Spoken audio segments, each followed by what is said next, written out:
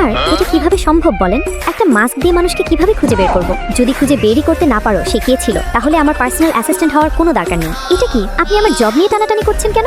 আচ্ছা দেখছি ক্লাবের সিসিটিভি ফুটেজ চেক করে। এত কথা না বলে দেখো গিয়ে, যাও। মিস্টার রোহান, স্যার কি ভিতরে আছেন? হ্যাঁ যান প্লিজ। আমার স্টাডি কমপ্লিট করতে আমি একটি বারে কাজ নেই। অদ্ভুতভাবে সেখানেই আমার এক্স বয়ফ্রেন্ডের সাথেই দেখা হয়ে যায়। হ্যালো, আমি অ্যাসিস্ট্যান্ট জিয়া বলছি।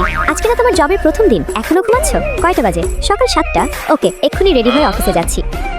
স্যার, এই কোম্পানির নেক্সট প্ল্যান কি? ইয়া, সেটার ওনার। Hello sir, good morning. আউ সরি, নেক্সট টাইম সাবধানে হাঁটবে। তুই সিইও লিফট ইউজ করতে গেলি কেন? কি এটা প্রাইভেট লিফট ছিল?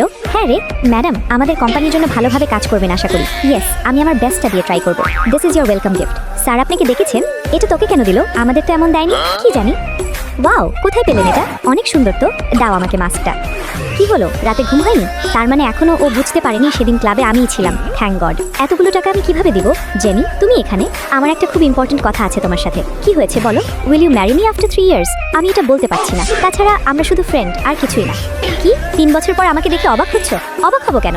নাও, এই ফাইলগুলো 4 ঘন্টার মধ্যে কমপ্লিট করো। আর যদি না পারো তাহলে এর থেকে ডাবল শাস্তি তোমার জন্য অপেক্ষা করছে। আন্ডারস্ট্যান্ড? আগের রাগ এখন মেটাচ্ছে। দেখো শুধু তোমাকে আরো কি কি সহ্য করতে হয়।